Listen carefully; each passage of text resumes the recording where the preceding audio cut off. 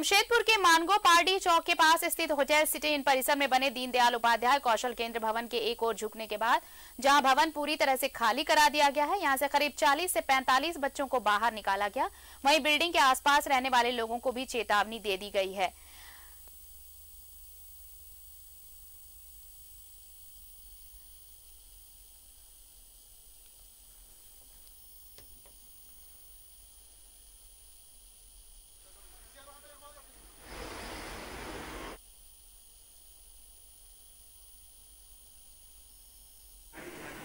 लोग आया न तो हम लोग सो रहे थे अपने मैंने के रूम में, तो देखा तो बोला कि बाबू हम लोग को रहने के लिए जगह दिया जाए। बोला कि ठीक है तुम लोग भी शेड में आ जाओ। तो फिर जी ये लोग भी आए तो फिर बोला कि परिवार कहता है कि हम नहीं रहेंगे, वहीं पर रहेंगे।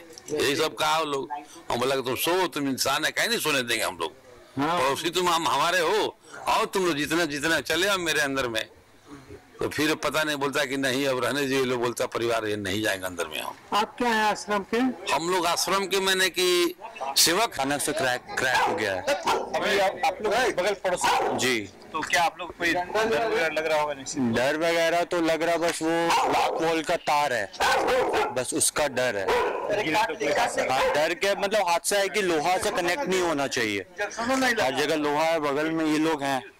हम और क्या लग रहा है कि ये बिल्डिंग जो पोजीशन में क्या लग रहा है ऐसा? ये लग रहा है कि गिरेगा। चलो बोला बिल्डिंग भैया हिल रहा है, तो हम फिर बाहर आए। बाहर आके गार्ड को बुलाए और सब बच्चा लोग को निकलवा के हॉस्टल में पहुंचा के तो फिर उसके बाद जब हम 8 बजे देखे तो बिल्डिंग करीब के 2.5-3 फुट एक साइड टिल्ट किया हुआ तो उसके बाद आगे जाने आने वाला रास्ता को हम क्लोज करा दिए। लोगों ने ये इंश्योर कराया कि बिल्डिंग में जो भी लोग थे उनको वैकेट करा दिया जाए, बिल्डिंग को वैकेट करा दिया जाए और आसपास के एरिया में जो कुछ दूर पर लोग थे उनको वैकेट कराया जाए। मेरे पीछे जो बिल्डिंग नजर आ रही है ये कौशल विकास केंद्र का बिल्डिंग है, जहां बच्चों को ट्रेनिंग दी जाती है, लेथ से लेकर अन्य चीजों की ट्रेनिंग दी जाती है। कल देर रात कहें तो ये बिल्डिंग अंदर की ओर झुकने लगी, पीछे की तरफ झुकने लगी और उस वक्त 40 से 50 बच्चे जो थे ट्रेनिंग कंप्लीट करके भोजन करने जा रहे थे। उस वक्त लगा कि बिल्डिंग हिल रही है, तो बच्चे बाहर निकले और बाहर निकल कर जो बिल्डिंग के मालिक है उनको सूचना दिया। उसके बाद ये बिल्डिंग को पूरी तरह से एक तरह से सील कर दिया गया। देखिए कल देर रात ये जो दरार आपको मेरे सहयोगी अनवर दिखा रहे होंगे, बहुत छोटी सी दरार थी, लेकिन अब कितना बड़ा दरार नजर आ रहा है और बिल्डिंग पीछे की ओर झुक गई है।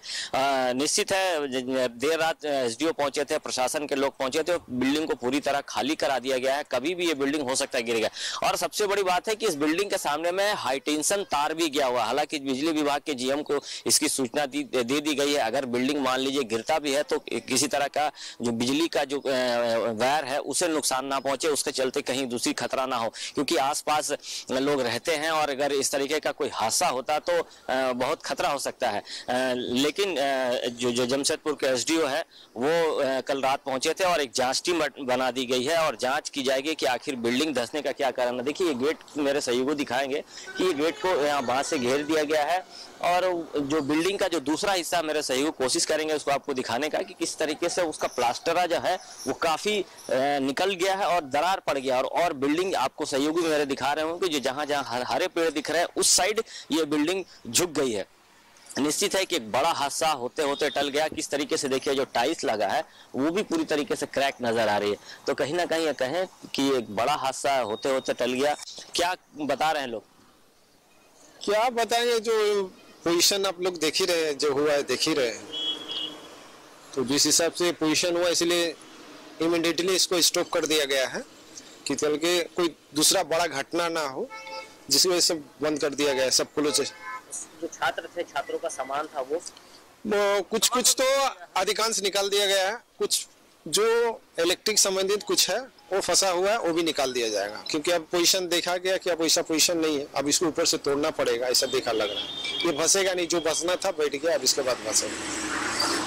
छात्रों का जो सामान था वो छात्रों ने निकाल लिया है, कुछ सामानें हैं वो भी निकाल ली जाएंगे, जो यहाँ के सिक्योरिटी गार्ड है वो बता रहे हैं। लेकिन प्रशासन ने टीम गठित कर दी है, अब टीम पहुंचेगी और जांच में देखेगी कि आखिर क्या वजह। जैसे लोग बता रहे हैं कि जो NH-33 का जो काम हो रहा है उसके चलते वाइब्रेशन से हो सकता है कि ऐसा हुआ, ये लोगों का कहना है, ये हम नहीं कह रहे, लोगों का कहना है। अब ये जांच के बाद ही पता चल पाएगा कि आखिर ये बिल्डिंग क्यों उस तरफ झुकी है और क्या वजह है और इसके पीछे कौन दोषी है। सईद अनवर के साथ प्रभात न्यूज़ भारत, जमशेदपुर।